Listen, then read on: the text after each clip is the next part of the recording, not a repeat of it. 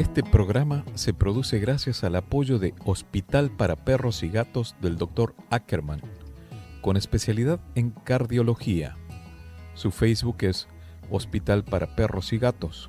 Su teléfono 52-664-683-7932.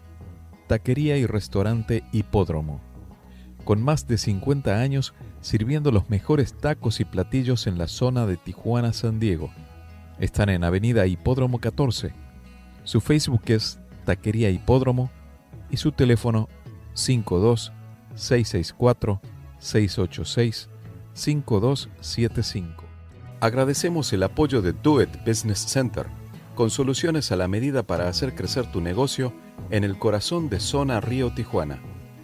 Renta tu espacio para oficina o empresa en Do It Business Center. Agenda una cita en doitbc.com. Sobrenatural. ¿Qué entendemos por eso? En este programa y podcast he hablado mucho sobre este tema, tal vez en la búsqueda de respuesta y conocimiento, pero a veces lo sobrenatural puede no serlo dependiendo de lo que tengamos entendido por las creencias en nuestro sistema familiar, lo que aprendimos y lo que nos contaron, en otras palabras. Si te interesa el tema, quédate aquí conmigo. Me gustaría tenerte aquí enfrente de mí y preguntarte, ¿qué experiencia sobrenatural has tenido? Los niños, niñas y adolescentes, ¿qué saben de esto? Historias de miedo que aparecen en las redes, en las películas o las que les contamos. Leyendas, etc. Y ni hablar de esos juegos de comunicación que utilizan con una tabla para comunicarse con el más allá y que la mayoría de los casos terminan mal, con un guión para otra película de miedo, de terror. ¿Cómo les ayudamos a saber tener discernimiento en esa búsqueda de respuestas en lo sobrenatural? Discernimiento. Eso es el juicio por cuyo medio o por medio del cual percibimos y declaramos la diferencia que existe entre varias cosas de un mismo asunto o situación específica. Por ejemplo, una situación sobrenatural. Sobrenatural sería un adjetivo que califica aquello cuyas características o propiedades trascienden los límites de la naturaleza. Dicho de otro modo, lo sobrenatural escapa de las leyes naturales. A mediados del año pasado, a mi hijo le tocó hacer su primera comunión. Luego de eso pasó una semana feliz y entusiasmado para que llegue el próximo domingo y tomar su segunda comunión. Así lo decía él. En un momento de paz total, cuando comenzó a hacerse la fila a aquella misa de domingo, cuando él quería ir por su hostia, elevé al cielo una oración en mi pensamiento, en silencio, y sin motivo específico puntual pensé en otro niño, para mí llamado y conocido, que es Carlo Acutis.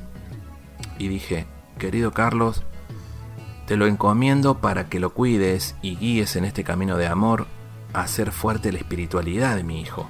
Algo así, dije la verdad.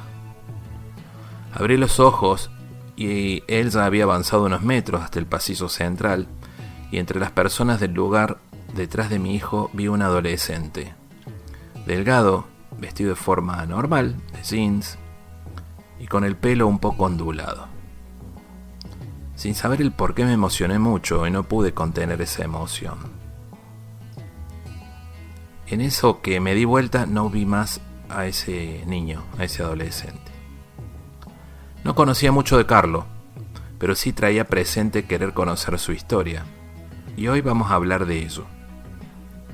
Está conmigo desde España la señora Olga Domínguez Martín.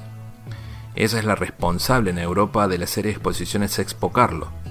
Además participó en la película El cielo no puede esperar, que el día de ayer, 24 de enero, se estrenó en Europa. Quédate con nosotros. Hola, ¿cómo estás? Mi nombre es Gustavo Torres y estoy desde la ciudad de Tijuana, México. Transmito para FM Signos 92.5 en la zona norte metropolitana de Buenos Aires y FM La Voz 96.5 entre Enel y General Pico, La Pampa, ambas de Argentina. Además en Spotify y el resto de las plataformas me podés encontrar como Gustavo Torres Podcast.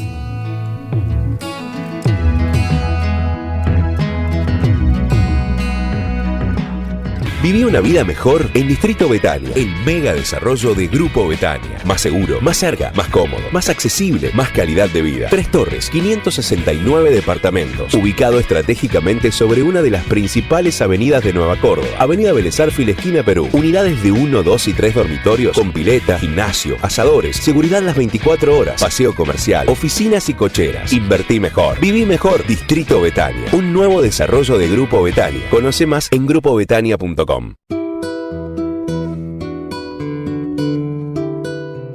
Pues muchísimas gracias. Saludos a todos.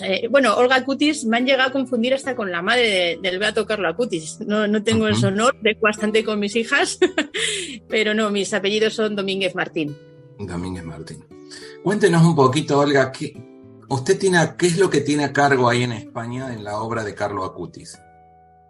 Bueno, pues digamos que soy, no sé, llámalo comisaria o embajadora de la exposición Expo Carlo que bautizamos. Y Expo Carlo es la hermana pequeña de la exposición internacional que está viajando por todo el mundo llevando los milagros eucarísticos, una exposición que hizo el beato Carlo. Y bueno, pues como era tan grande, surgió la idea de hacer un proyecto pues a más pequeña escala, con menor número de paneles, y esa exposición es Expo Carlo, que es la que yo llevo pues por toda España. Uh-huh. Le comento, que recién lo hablamos fuera del aire, la intención de esto, en esta búsqueda de sentido, en estos tiempos que corren, a mí me atrajo mucho, no decir me llamó la atención, me atrajo mucho cómo puede trabajar el pensamiento de un niño en esa búsqueda de la espiritualidad, en esa conexión invisible que por ahí de grande la buscamos y muchos por ahí la encuentran al final de la vida, la encuentran antes, dependiendo la etapa de cada uno. Y a mí me llamó mucho saber sobre cómo fue la vida de un niño que en la Iglesia Católica hoy es beato, ¿no? Que tiene un camino de iluminación, lo podemos llamar del punto de vista del marketing, diría yo siempre digo, de la santidad. ¿Cuál es la vida? Cuéntenos de Carlo, cómo fue su vida, en qué año nació, todo esto. Pues voy a coger la frase que dijo su propia madre a un periodista. Dice, ¿qué tiene de especial Carlo para ser santo? Y ella se echó a reír y dijo, pues Carlo no tiene nada de especial, es un chico completamente normal. Lleva una vida normal. Lo único que lo diferencia del resto de la gente es que Carlo le da a cada cosa de su vida un carácter sobrenatural. Me pareció una definición muy bella de lo que es vivir en santidad, y es contemplar pues que nuestra meta, frases de Carlo diría, nuestra meta debe ser el infinito, no el finito. El infinito es nuestra patria, desde siempre el cielo nos espera. Fijaos qué pensamiento de un niño de menos de 15 años, ¿no? 12, 13 años cuando formuló esa frase. Carlo representa pues la santidad como meta, ¿no? Como meta en la vida. Y es un poco lo que hablabas de niños. Carlo no es diferente de cualquiera de nosotros, no es un personaje pues que sea especial o que tenga unos dones determinados, sino lo que representa es que lo sobrenatural en nuestra vida está incorporado en nuestro ADN. El hombre tiene sed de Dios, y tiene sed de Dios y podemos ver que si no es una religión va a buscar otra. O sea, esa sed la tiene. ¿Por qué? Pues porque Dios ha dejado esa semilla en nuestra alma. Y de ahí es esa búsqueda constante de lo espiritual, ¿no? Lo que pasa es que, bueno, pues cuando empezamos a tener uso de la razón, si no alimentamos eso nuestro, pues llega a no desaparecer, pero sí pues yo te diría, si pensamos que somos una realidad sobrenatural más que física, te sorprendería, pero es que es así. Nuestra realidad humana abarca mucho más que lo que es la carne, lo que es la materia, y es que lo espiritual está unido de forma intrínseca a nuestro ser, y esto está puesto por Dios ahí en nuestro ADN. Lo que hace es buscar lo espiritual, lo sobrenatural, y eso es lo que nos pone en contacto, si te das cuenta, incluso en otras religiones, ¿no? Siempre es una sed de Dios, de la trascendencia. Es una necesidad espiritual. Además estamos hablando de un niño contemporáneo, es de esta época. Él nació en mayo del 91. Eso es. O sea, muchos de nosotros estábamos, o sea, él llegó y se fue en una época que no hablamos de una persona que buscó esa iluminación, esa búsqueda a lo sobrenatural. En esta época estamos hablando de un niño es como que le pregunte, vamos a ver hechos que marcaron la humanidad, ¿no? En el cambio del milenio tenía 9 años. O 10 años, ¿no? 9, 10 años recién cumplidos. Sí. O sea, estamos hablando de un niño de nuestra época. Hoy tendría 30 años, 31. Exactamente. Él muere en el 2006 con 15 años de edad. Eso es un chico absolutamente coetáneo nuestro. De hecho, cuando yo conozco a Carlo a través de la exposición internacional, ahora justo en mayo hará 5 años que entré en contacto pues, con su obra y su persona, tenía la edad de mis hijas. Y entonces, claro, lo vi y dije, pero bueno, ¿cómo que este chico, oye, pues, ¿qué hizo él para ser santo? Yo también quiero que mis hijas sean santas, ¿no? Porque lo ves próximo, no es un santo, el estereotipo a lo mejor que tenemos muchos de que es algo antiguo, que es del siglo XI o XII o XVII, en un entorno pues eclesiástico, un monasterio, un sacerdote, un doctor, o sea, no, es un chico normal, como podían ser mis hijas, ¿no? Y tantos chavales de hoy, ¿no? Y eso es lo que le hace grande y accesible, ¿no? La santidad es una de las frases que yo suelo decir mucho en las visitas guiadas a la exposición, digo a los chicos, ¿no? Les digo, chicos, la santidad es fácil. Claro, se quedan así, bueno, la gente dice, ¿cómo que fácil? Es imposible. Digo, claro, es muy fácil, porque no lo vas a tener que hacer tú. O sea, la santidad es accesible y además es una obligación. Esto, claro, ya todavía rompe más moldes, ¿no? Ya podemos hablar luego un poco de por qué es esto, ¿no? Pero Carlo representa esa santidad de la puerta del lado, como dice el Papa Francisco, ¿no? Una santidad sencilla en la vida ordinaria, como decía su madre, vive la vida normal. Es un chico pues que estudia, que trabaja, que se divierte, que es muy bromista, que es muy locuaz, que pinta, aprende instrumentos musicales, tiene mascotas, sale al campo, tiene familia, o sea, tiene una vida completamente normal. Siempre está sonriendo, por tanto se lo pasa bien, no es un chico... Pensamos en la santidad como gente aburrida, sosa, mojigatos, gente o que tiene unos dones espirituales que no veas tú y viven aislados. No, Carlo no es así. Es que es el santo como tiene que ser, o sea, el santo alegre. Es que estamos los dos buscamos la forma de dejar un mensaje, usted y yo en este momento. Y recién no la quería interrumpir. Digo, hablamos como recién dice, tenemos una imagen, una creencia ya puesta de cómo es la santidad. Yo la llamo iluminación, como sinceramente que me esté escuchando es para captar su atención. Me explico por qué. Es para abrir la espiritualidad. Esa iluminación llega de la forma más normal, porque si hoy habláramos, y hemos hablado en este programa de cosas de todo tipo de temas, pero hablamos de la espiritualidad, de la curiosidad del mundo y de lo sobrenatural desde otro punto de vista. Hoy hablamos que lo sobrenatural y Dios y esa espiritualidad, esa conexión lo encontramos en las cosas sencillas de la vida. En las cosas simples de la vida nos encontramos con Dios. Y este caso creo que es un ejemplo muy bueno, la vida de Carlo.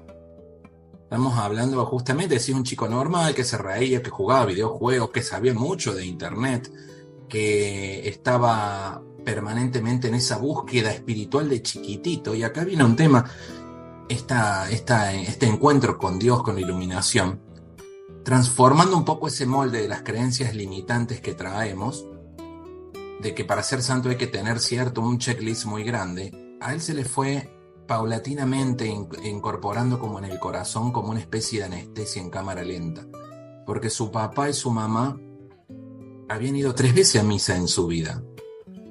Sí, así ¿verdad? Entonces, ¿cómo puede ser que si mi papá y mi mamá no eran que estaban permanentemente, tengan un hijo santo? ¿Cómo fue ese despertar?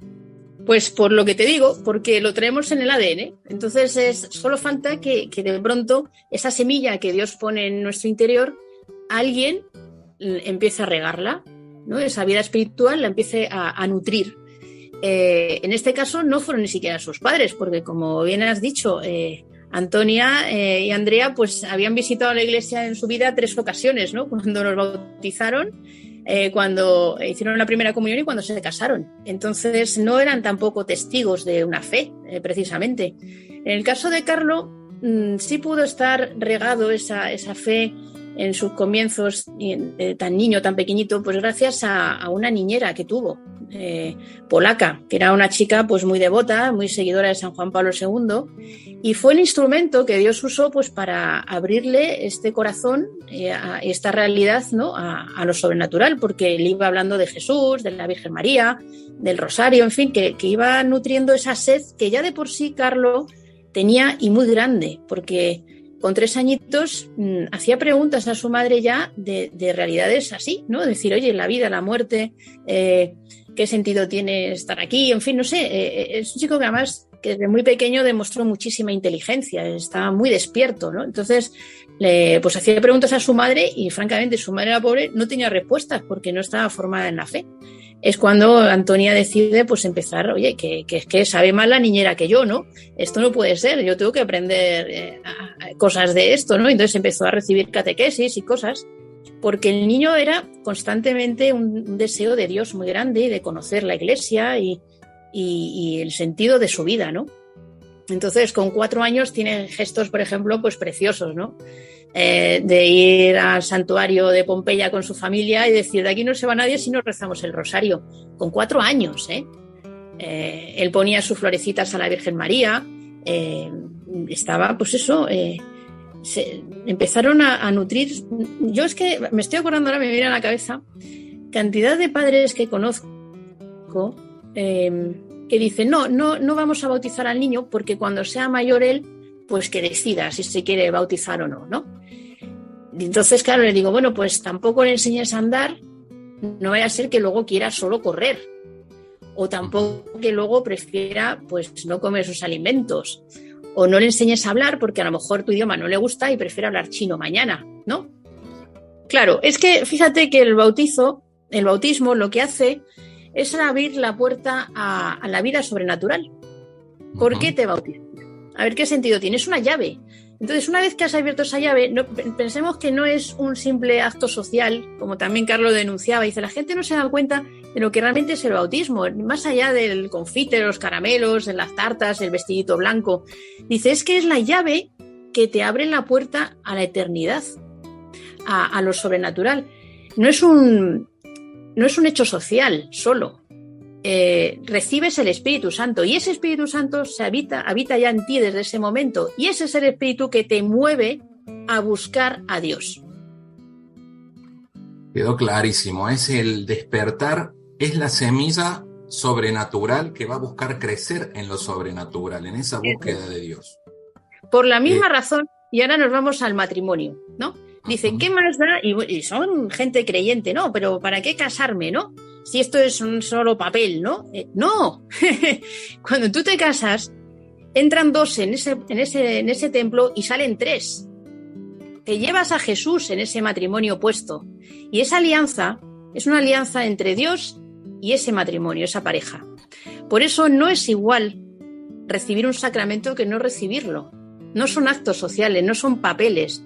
Son el recibimiento de lo sobrenatural, de la ayuda, pues en este caso, del Espíritu Santo, claro, en el caso del bautismo. Entonces, claro, eso hace que busque al Padre, claro, buscas al Padre, entonces toda tu vida vas buscándolo. Por eso, aunque el entorno no sea favorable a la fe, como podía ser inicialmente el de Carlo, Carlo tiene sed de Dios, y empieza a buscar y empieza a preguntar, y es capaz de mover a sus padres a la conversión.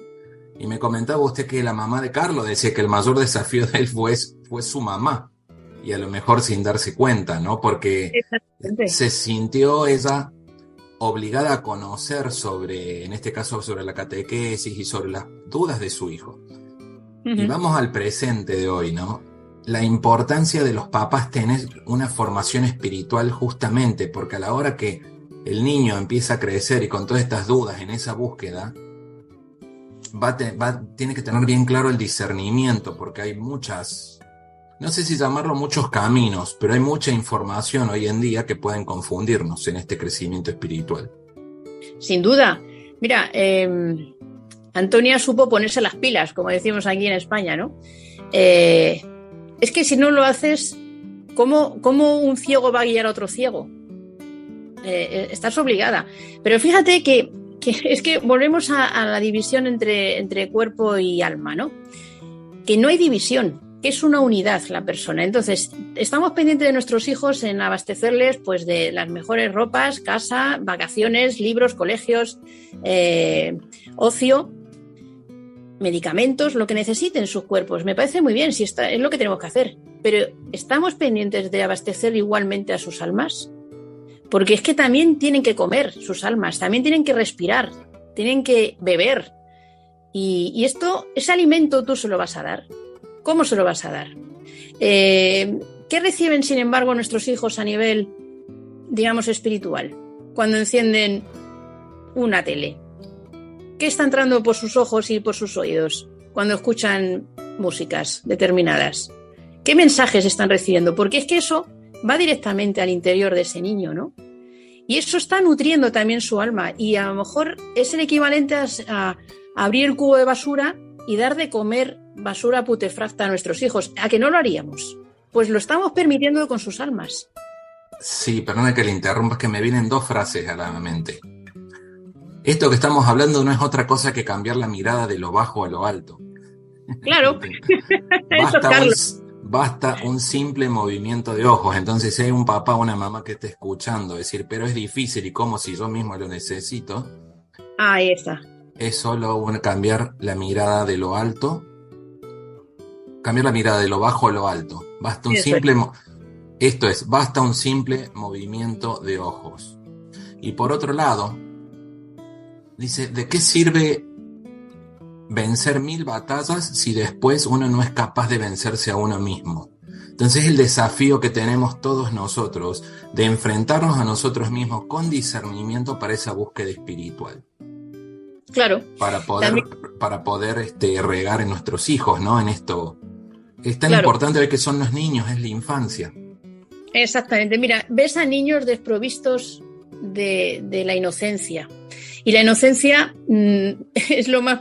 O sea, un niño... Cuando ves a un niño dices, no puede hacer nada malo, ¿no? Ves un bebé recién nacido, un chiquitín, un niño de 3 añitos. Están en estado puro, ¿no?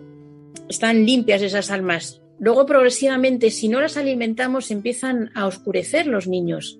Y empiezan a ser diferentes, empiezan a ser... pues más malos, ¿no? Como nosotros los adultos, ¿no? Uh-huh. Y dices, ¿qué está pasando? ¿Qué está pasando? Pues lo que está pasando es que no estás nutriendo lo espiritual de ese niño, o lo estás dañando, lo cual es todavía peor. Insisto que duelen las heridas en el cuerpo, pero no nos fijamos de las heridas en nuestras almas, y son capaces de arruinar por completo la vida de una persona, desde su infancia. ¿Cuántas heridas afectivas no tendrían lugar si hubiera una base espiritual en ese niño, ¿no? Uh-huh. Carlos, por ejemplo, yo es que cuando trato con jóvenes y los veo que están tristes, las miradas tristes, están como apáticos, como que esta vida no tiene sentido, no hay trabajo, no sé qué, están como desinflados, y digo, pero si es que ahora es cuando tenéis que estar con más fuerza, ¿no? Veo en sus rostros tristeza y veo pesimismo, veo que han tirado la toalla. Y claro, me quedo así mirando, los veo y digo, tú no sabes lo que te estás perdiendo. No estás solo, no estás solo. Carlos nos enseña a que vivimos rodeados de una realidad sobrenatural que es mucho más grande que la natural. Carlos se relaciona constantemente pues, con su ángel de la guarda, con sus santos preferidos, con los ángeles, con la Virgen María, y dices tú, oye chaval, no te sientas solo, es que no estás solo, es que aunque te fallen los de aquí, te falle tu novia, tus amigos, tus padres, tú no estás solo, tú estás rodeado de lo sobrenatural, que es mucho más grande que lo caduco y efímero de tu vida terrenal aquí en la tierra. Fíjate cómo es esa mirada, levantar la mirada de lo bajo a lo alto es eso, no te quedes en tu realidad, pues... la que tengas. Mira, me encuentran con chicos que tienen sus padres, pues un padre en la cárcel, la madre en las drogas, el otro no sé qué, las familias se han separado, el otro sin trabajo, o un hermano en la droga, yo qué sé, situaciones terribles. Dices, no te quedes en esto, eleva tu mirada. Haz el ejercicio físico de salir a la calle, a un paisaje si es posible bonito, y empieza a mirar tu realidad cotidiana, la que sea, buena, mala o regular, y empieza a levantar tus ojos físicamente, hazlo, y vas mirando hacia el cielo, y quédate contemplando el cielo, y haz esta pregunta: ¿y tú, Señor, cómo ves mi vida? Desde ahí arriba, ¿cómo la ves? Y te va a decir él: no estoy ahí arriba, estoy aquí, contigo. Ese es el descubrimiento que hace Carlo, que ese diálogo con esa persona, con ese Dios, es mucho más fácil, que es una persona que está aquí a tu lado. Cuando Carlo nos dice la Eucaristía es mi autopista hacia el cielo, quiere decir que ese Dios no es un Dios abstracto. Claro, lo vemos como un espectador de una vida, ¿no? Y dice, tú te ríes de mí, no llevo la vida como llevo y tal, no, tú pasas de mí, tú no. No, yo estoy contigo. Tú has recibido mi espíritu. Entonces no estás solo, no puedes estar solo nunca. Sabe que a mí la frase de Carlos que me impactó, no quiero olvidarme de preguntarles alguna cosa de cómo fue llegando a todo esto, ¿no? Pero en el tema en el caso del cristianismo, de la Eucaristía, hay una frase que dice cuando tomaba la comunión, decía, ponte cómodo, Jesús. Ah, es precioso. me parece muy inocente de un niño, porque, sí. A ver, pongamos el contexto, un niño que está buscando esa conexión, lo importante de que es la oración, de esa conexión, en mirar al cielo y decir, ¿a dónde estás, Dios mío? Yo pregunto, ¿quién no ha hecho esa pregunta muchas veces? Entonces solamente cerrar los ojos y saber que vive en todo lo bueno. Y por más que existan cosas malas, que muchas veces forman parte del equilibrio de la vida, para la evolución, para el aprendizaje, para despertar ese amor, en esa pregunta tenemos una herramienta, muchos en ese... Voy a hablar en lo espiritual en general, pongo esta situación del catolicismo cuando tomamos la comunión, pero ese momento de oración en donde él elige un niño y dice, Jesús, ponte cómodo, haz como si estuvieras en tu casa. Es muy fuerte, es muy fuerte. Sí. Es tumbativa esa frase, ¿no? Es tan fuerte como simple, como cotidiana, me explico. Es como cuando uno recibe un amigo. ¿Quién no tiene un amigo, alguien a quien quiere mucho y llega a la casa y vamos a sentarnos en la PlayStation, o vamos a jugar al fútbol, o vamos a hablar, o ver una película y comer palomitas, pochoclos, no sé cómo le dicen en España. Palomitas, sí. Palomitas. Sí. Y de repente le decía a tu amigo, ven, vamos a sentate, ponete cómodo. O sea, está en el momento de la Eucaristía, de la meditación, de la oración, de ese momento de levantar la mirada, ponete cómodo en mi corazón y hablemos. Y yo te aseguro que si cerrar los ojos, tal vez no escuches una voz, uno buscando lo sobrenatural, pero vas a sentir en tu corazón y en tu mente algo que siempre que sea bueno va a venir de lo sobrenatural, de un ser superior, de tu yo, de Dios. Pero fíjate, estarás de acuerdo conmigo, Gustavo, que para poder hacer eso necesitamos el silencio, la introspección. En el mundo en que vivimos, ¿qué se nos ofrece? ¿Precisamente silencio y tranquilidad para hacer esto? No. Es todo lo contrario, ruido, anestesia, ¿no? Anestesia de drogas, de alcohol, de pastillas, de tal. No pienses, no interiorices, no te metas en ese mundo, en esa habitación secreta que es tu alma y en la que te vas a encontrar pues con ese Dios que te aguarda, ¿no? Para eso necesitas silencio. Y el mundo, yo veo a los jóvenes con la música puesta a todo volumen y le digo, chaval, atrévete a hacer silencio. ¿Saben lo que les ocurre? Que no lo pueden soportar. Es que el silencio es de los valientes. Ahí está. Atrévete a ser valiente y escucharte tú mismo. Eso es. Porque muchas veces, y vuelvo a lo mismo, yo en realidad, yo creo que los hijos son maestros, ¿no? Y mi hijo es un maestro mío. Y en algún momento él había escuchado que le decían que si no, él entendió, no sé en dónde, que si no estaba con el ruido y todo era como aburrido, lo habían etiquetado de aburrido. Y le digo, el que te dijo eso seguramente es un cobarde. Mira, animate a estar en silencio y escucharte, animate a estar en paz, te va a conectar. Claro. Entonces, no es, pero no es un contraataque lo mío de eso, pero claro que como papá me dolió que se empiece a identificar que si no está con ruido es aburrido. Lo etiquetaron. Les han engañado. Mira, las más grandes cosas ocurren en el silencio, el nacimiento, la muerte y cómo crece, por ejemplo, una semilla en la tierra. Todo eso tiene lugar en el silencio más absoluto. Son los dos extremos, nacimiento y muerte. Uh-huh. Estás tú solo. Y fíjate, me viene la frase ahora de Carlo, dice, la santidad no es un proceso de añadir, sino de sustraer menos yo para dejar más espacio a Dios.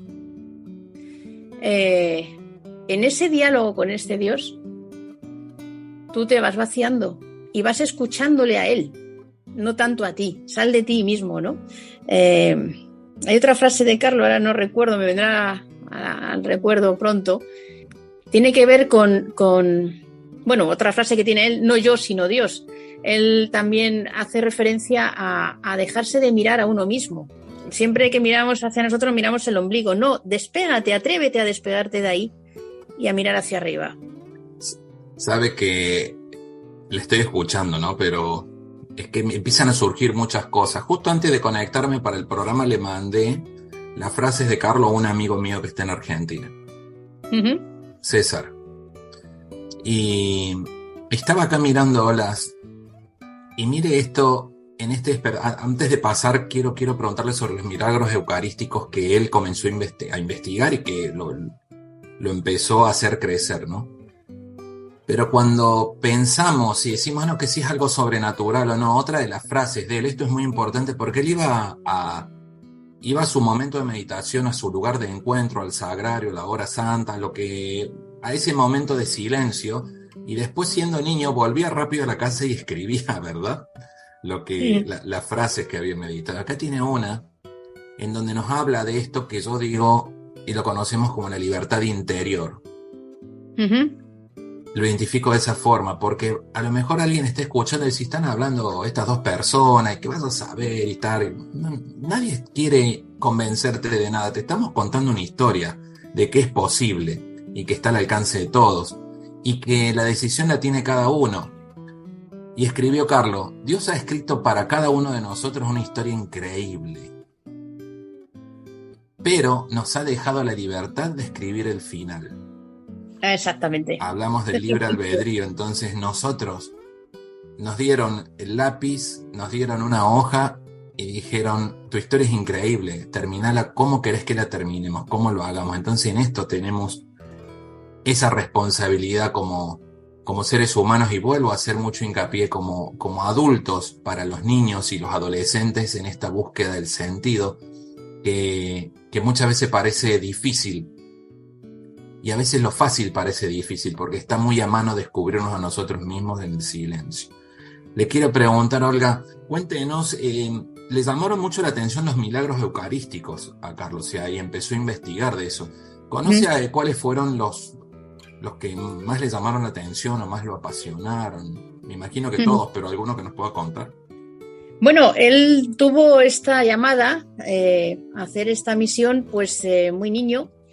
Él muere con 15 años, pues 2 años y medio, 3 años atrás. Él está en Rimini con su familia, en Italia, en un encuentro que había allí, y es cuando conoce lo que es el milagro eucarístico. Entonces ahí, en ese mismo momento, le dice a su madre, mamá, esto hay que darlo a conocer al mundo.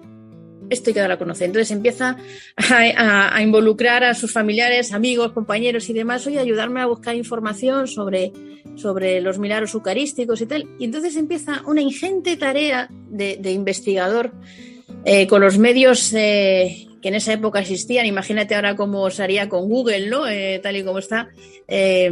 Fue capaz de empezar a escribir correos electrónicos. Escribió a Argentina, por ejemplo, donde había un milagro eucarístico, y se puso en contacto con uno de los sacerdotes de allí y le dijo, oiga, padre, me he enterado pues que allí ustedes tienen 3 milagros eucarísticos y demás, pues cuénteme, ¿no? Y páseme información y demás. Esto lo hizo pues con muchos países, ¿no? En otros recibimos la visita, como fue en España, ¿no? Que estuvo recorriendo España pues buscando información, ¿no?, de los milagros que aquí ocurrieron y empieza a crear una web con todos estos datos. Fijaos que estamos hablando del 2000 y poquito, que imagínate ahora en esta época cómo han cambiado las tecnologías. Pero Carlos ya era capaz de hacer lo que no había hecho nunca la Iglesia, y era crear esa primera, digamos, base de datos de los milagros eucarísticos en el mundo. Ese trabajo se lo debemos a él. La primera recopilación que se hace de ellos. La tarea es inmensa porque la exposición era muy, muy amplia. Luego, a su muerte, tengo entendido que es cuando lo transformaron ya pues en papel, ¿no?, en varios idiomas, en fin, y ya llega al alcance pues por todo el planeta, ¿no?, que está en la exposición. Pero esto lo hace un niño de 12 años, 12, 13 años. Claro, podemos pensar que es lo único que hizo Carlos. No, hay 4 colecciones en total las que hizo él. Es un chaval que no pierde el tiempo, que se pone a trabajar duro. ¿Por qué? Pues porque había que llevar todo esto a cuantos más mejor, ¿no? Y él se da cuenta que las tecnologías pues permiten llegar pues muchísimo más lejos que podían estar antes los apóstoles, ¿no?, hace 2000 años. Dice, bueno, pues vamos a aprovechar las tecnologías pues para la evangelización y darles un uso bueno. Y este es el gran proyecto de Carlos. Ya te digo que lo recibe el mensaje pues muy pequeñajo, ¿no? Le lleva casi 3 años y da a luz pues esta maravilla, ¿no?, de obra. Resuena la palabra sobrenatural en todo esto, porque muchos hablamos de un mundo paralelo, de la santidad, de lo que sea, hay 1000 hechos que nos pueden llamar la atención, y uno de esos son los sueños, y que hay más allá. Y él soñó con su abuelo y le pidió que rece por él porque estaba en el purgatorio. Uh-huh. Y él tenía, ¿cuántos años tenía en ese momento? Creo que tenía 6 o 7 añitos, era muy chiquitín. Había muerto su abuelo materno y se le representa en sueños el abuelo y le dice, hijo, reza mucho por mí, ¿no? Estoy en el purgatorio. Fue una sacudida enorme porque Carlos, además, un niño muy familiar, se criaba mucho con sus abuelos y eso fue una sacudida enorme para él. Fijaos que le transformó porque desde ese momento él empezó a rezar por las almas del purgatorio y cogió miedo a lo que es el infierno y el purgatorio. Y fíjate que en un momento ya muy cercano a su muerte dijo, bueno, ofreceré todos los sufrimientos que tenga que padecer por el Papa, por la Iglesia, y para que yo no vaya al purgatorio sino directamente al cielo. Tenía terror de acabar la vida aquí en la tierra en el infierno o en el purgatorio. Él sabía que esto es real, que no son cuentos de hadas, oye, que esto es una realidad nuestra, que nuestra vida aquí es un ratito, ¿no? Que nuestra vida es eterna, que aquí estamos un rato. Entonces, claro, él, eso te digo, todo forma parte de lo mismo, la unión con la vida espiritual. Es que eres cuerpo y alma, no lo puedes separar. Si lo separas, corres el riesgo de convertirte en un zombie, ¿no?, que tanto nos enseñan las películas. Ves esos seres que son caminantes, que comen, que devoran, ¿no?, que están muertos en vida. Arrancar lo sobrenatural de tu vida es ser eso, un zombie. Uh-huh. No lo puedes separar, solo se va a separar un ratito cuando mueras. Un ratito hasta que llegue, bueno, pues el final de los tiempos, la resurrección, ¿no?, como decimos nosotros, pero tu realidad, eres cuerpo y alma unidos sin división. No son vidas paralelas. Yo llevo la vida por aquí carnal, terrenal, y por allí la espiritual, o no. No. Eres una realidad sobrenatural. Carlos tenía un punto en común con uno de los santos, no sé si más conocidos, pero muy conocido, que es el Padre Pío. Ah, sí. Y tienen en común que los dos tenían una relación muy estrecha con su ángel custodio.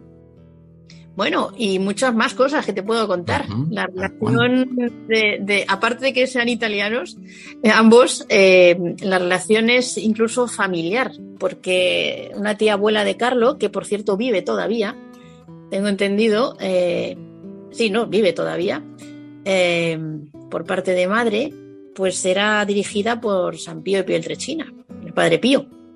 Y entonces, bueno, pues cuando Carlos era pequeñito, pues esta tía abuela le contaba muchas cosas del Padre Pío, claro. Carlos bebe de ella, lógicamente, bebe de ella y tienen muchas cosas en común. Efectivamente, el amor a a esa amistad con tu ángel de la guarda, ¿no? Es una de ellas. Fíjate, un santo llama a otro santo, eso siempre lo hemos dicho, ¿no? Y es que ellos se ponen de acuerdo. Yo ahora me imagino las fiestas que se deben montar ahí arriba los dos. Digo ahí arriba, no es un sentido físico porque el cielo no está ni arriba ni abajo, es un estado diferente. Pero bueno, es eso, ¿no? ¿Cómo estaréis ahí los dos, ¿no? Tramándolas ahora, ¿no? Los dos juntos, ¿no? Carlo estaba muy relacionado con los santos y con los ángeles, ¿no? Y bueno, pues porque el santo, ahora mismo Carlo para muchos pues puede ser esa baliza, esa señal en el camino, esa lámpara, ¿no? Que te dice, oye, mira, por aquí, ¿no? Yo miraba a Carlo y le decía, oye, pues si tú has conseguido ser santo, pues no será tan difícil, ¿no? O sea, tú eres un chico normal, ¿no? Pues, oye, enséñame qué has hecho, ¿no? Para ser santo, ¿cómo lo has hecho, no? La vida de los santos es para esto, pues no para copiarlos, porque fíjate otra frase de Carlo muy bonita, muy conocida, es todos nacemos originales, pero muchos mueren como fotocopias. Tú no tienes que ser como Carlo, es que vamos, ni se te ocurra. Tú tienes que ser tú. Dios tiene un proyecto de vida y de santidad para ti, ¿no? Para cada uno. Esa es esa frase que decías antes, ¿no? Escribe una historia preciosa, ¿no? Pero deja que acabe, que tú redactes el final. Bueno, pues ese es el proyecto de vida, que tú seas feliz y que tú seas santo y que alcances tu meta, que es el cielo. Y mientras, pues aproveches lo que tienes aquí en tu vida, tus experiencias, todo lo que tengas, ¿no? Y para alcanzar esa meta. En el fondo es muy sencillo. Los complicados somos nosotros, que hacemos todo mucho más enrevesado. Pero en el fondo todo es mucho más fácil, poniendo la mirada donde la tienes que poner, claro. El otro punto en común con el San Padre Pío fue que tienen el cuerpo incorruptible. El Padre Pío sí es un cuerpo incorrupto, el de Carlo es un cuerpo intacto. No es exactamente lo mismo.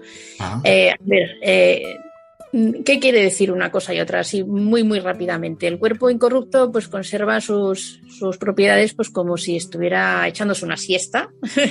O sea, su piel, su color, su temperatura. Bueno, temperatura me columpia un poco, ¿no? No lo tengo tan seguro ahora. Pero vamos, tú ves a esa persona y la ves pues que es flexible ese cuerpo, aunque esté muerto hace 30 años, ¿no? En el caso de Carlo no es incorrupto, es intacto. Por eso cuando abren el sepulcro, pues la madre lo dijo, ¿no? Dijo una frase además pues muy, muy bonita. Mi hijo estaba intacto, ¿no? Pero es el mismo chico que correteaba por casa. Dice, el pelo un poco más largo, la piel un poco más oscura, pero está igual, ¿no? No es incorrupto, es intacto. En el mundo de lo visual que nos movemos, pues me parece que eso genera como mucho morbo en la gente, ¿no? Uh-huh. Y yo le digo, mira, queda exactamente igual incorrupto que intacto. No nos quedemos nada más que en lo que representa. Y es un signo de que el Señor hace de vez en cuando con algunos santos. No todos los santos son incorruptos, ni todos los incorruptos son santos, ¿no? Pero hay veces que deja ver ese cuerpo en un estado, pues como si no hubiera atravesado la muerte. ¿Por qué? Pues es una forma de decirnos, mira, ¿ves cómo eres una realidad de cuerpo y alma? Tú mueres, pero no mueres, ¿no? Mueres, pero no mueres. Es una señal sobrenatural sobre un camino recorrido y por recorrer, porque en este camino por recorrer de Carlos, como beato, tiene milagros también. ¿Qué milagros tiene Carlos que se le han atribuido? Bueno, estamos ya... Recuerdo cuando estuve en la beatificación, salimos de ahí haciendo una apuesta, ¿no? Los que íbamos de la delegación de España, íbamos ahí y decíamos, bueno chicos, en menos de 2 años, si Dios quiere, a ver si suerte y estamos en Roma en la canonización. Porque Carlo, ya una vez que parte al cielo, está haciendo muchísimas... No, él no hace los milagros, ojo, aclaramos. Los santos no hacen milagros. Uh-huh. Ni la Virgen María, ni los ángeles, ni nada. O sea, el que hace milagros es Dios. Pero es verdad que si tienes a un quinceañero, como era el caso de Carlo, pidiéndole al Señor, oye, ayuda a esta persona, oye, ayúdala, pues como estuvo tan cerca de Jesús aquí abajo, pues ahora más cerca todavía, pues más caso le hará, ¿no? Entonces, Carlo es muy buen intercesor. Y entonces decíamos que no creemos que tarde mucho la canonización, no por una suposición nuestra de la intercesión que está haciendo Carlos, sino porque él mismo se lo dijo a su madre, ¿no? Él mismo, a través de un sueño, San Francisco de Asís se presenta ante Antonia y le dice: tu hijo ocupa un puesto muy alto en el cielo. Y el mismo Carlos le dijo: mamá, seré beatificado muy pronto y muy poco después canonizado. Esto es una noticia dada pues, por el mismo Carlos. Uh-huh. Él se comunica con su madre pues también así, ¿no? De esa forma, ¿no? A través de sueños, pues como el abuelo con él, ¿no? Y milagros, pues fíjate que Carlos ya hizo milagros en vida, ¿no? Y el mismo día del funeral, pues ya allí hay noticias que había 2 personas, 2 mujeres, pues que recibieron ya esa intercesión de Carlos. Una superó un cáncer que tenía de pecho y otra mujer, pues que no se queda embarazada y se quedó embarazada al poquito tiempo, ¿no? Entonces, bueno, San Pío de Pietrelcina también. Muchos santos en vida, pues ya se... De hecho, la madre, fíjate, Antonia, cuando va a morir Carlos, le dice: hijo, sabedora que de este niño como era de especial y que estaba preparado para llegar a la meta, dice: hijo, dame una señal para que yo sepa que ya has llegado al cielo. Y dice: mamá, no te daré una, te daré muchas. En ese funeral de Carlos ya ocurrieron esas cosas, ¿no? Y bueno, el mismo año que él muere hay otro milagro eucarístico que Antonia lo recoge pues como otra señal, ¿no? Dice: mira, ¿ves? Al que él se ha dedicado tanto tiempo, ¿no? Al milagro eucarístico, pues ocurre otro en la misma fecha, ¿no? Así que sí, claro que da señales constantemente. Es pedigüeño. Doy fe de ello porque a través de la exposición pues veo mucha intercesión de Carlos. Es un chico pues muy activo, muy activo. Y desde el cielo, pues cuando sea santo, imagínate más todavía, ¿no? Uh-huh. Ahora es un santito pequeño, un beato, ¿no? Como digo, un santito pequeño, pero de pequeño no tiene nada, ¿eh? es un santazo. Estamos hablando de todo este camino, toda esta autopista, y esto es tan normal. Esto que estamos hablando, si bien hablamos de cosas sobrenaturales, es tan normal que si googleas Carlo Acutis, dice: estudiante italiano, aficionado, programador de informática. Me voy a quedar con esa frase. O sea, dice: sí, investigador de milagros eucarísticos, todo. Estamos hablando volvemos a lo mismo, porque parece que si habláramos en modo cine, que también se está estrenando su película, que ahora le voy a preguntar, pareciera que estuviéramos hablando de Superman, de un superhéroe.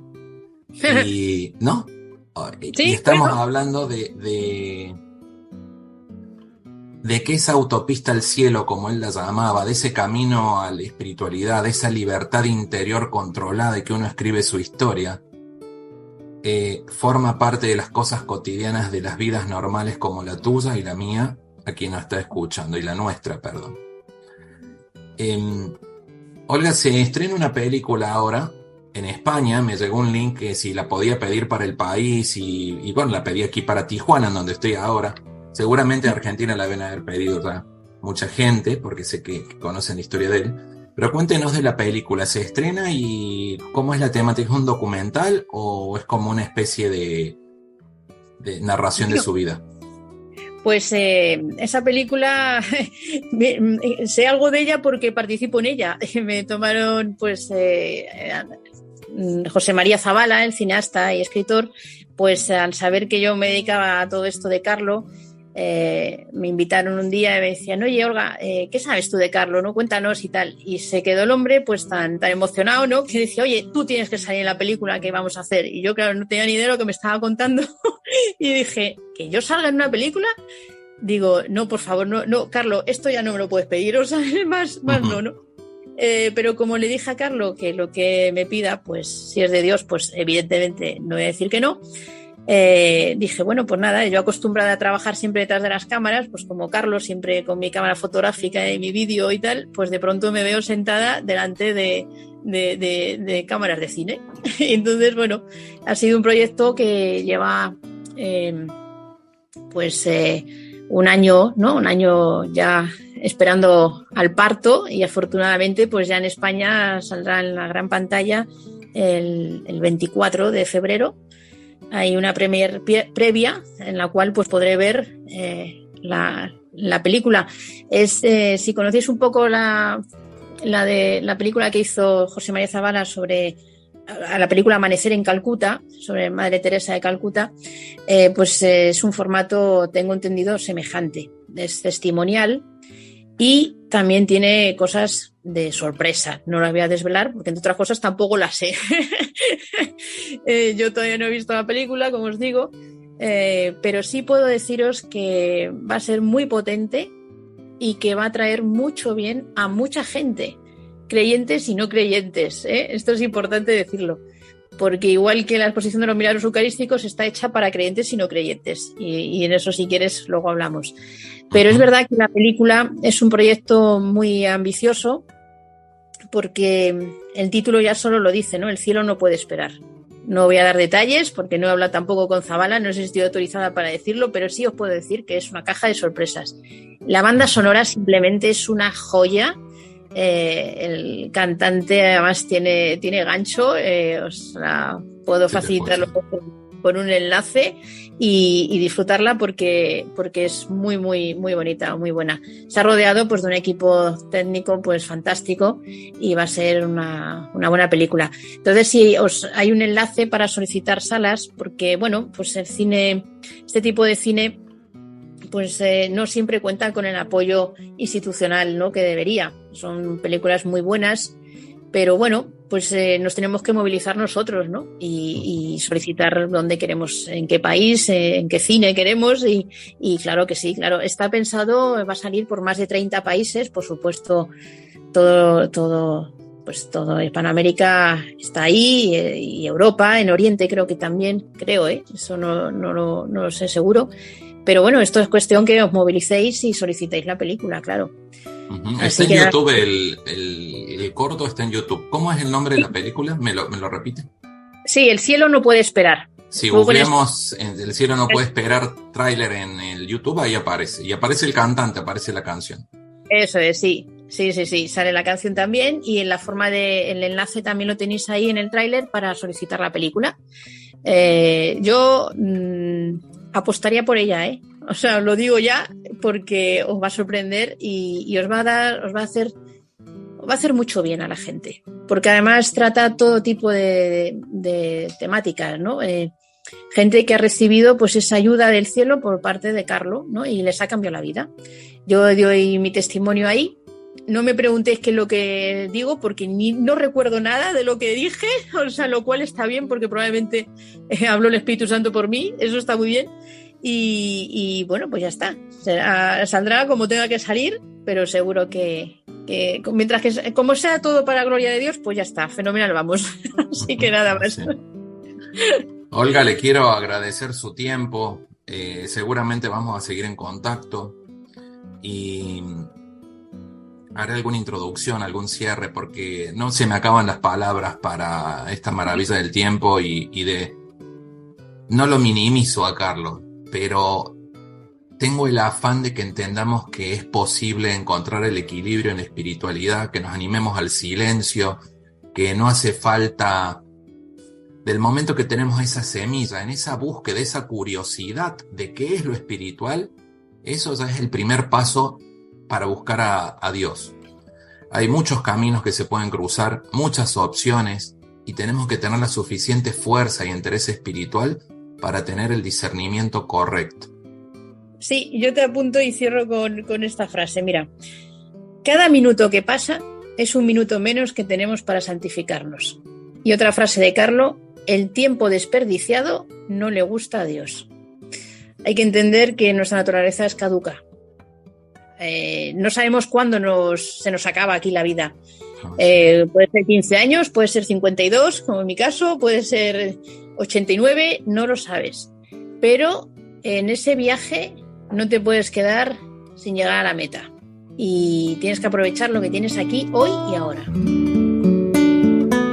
Trato de elegir una frase para cerrar este programa en los escritos de Carlo Acutis. y me quedo con que todo es un movimiento de ojos, de abajo hacia arriba. Si Dios posee nuestro corazón, nosotros poseemos el infinito. Te mando un abrazo, te veo la próxima semana y este y todos los programas los puedes escuchar en Gustavo Torres Podcast, en todas las plataformas, especialmente en Spotify. Un abrazo, chau chau. Quisiera ser más bueno, pero a veces no me escucho tener lo que merezco, ni poco ni mucho. Quisiera regalarte la sonrisa que me falta, aunque hable tanto y tenga poca palabra. Me dijes aplicado y me aprendí toda la teoría. Quisiera no fallarte, te lo juro por mi vida. Menuda tontería, mi vida que no es mía. La vida es solo un préstamo que dura un par de días. Me dije si me caigo, me sacudo y me levanto, pero hay días, créeme, que cuesta contener el llanto. Quisiera ser tu hombro, tu escudo, tu alegría, y no ser el empuje de la lanza que te pincha. Y aunque a veces no conozca el que era antes, intento no olvidar lo importante. Ya sabes que aunque quiera nunca te devolvería aquello que me diste cuanto más falta me hacía. Y entregarte el corazón, que siempre lo lleves cerca. Si algún día me perdí, no dudes que estoy de vuelta.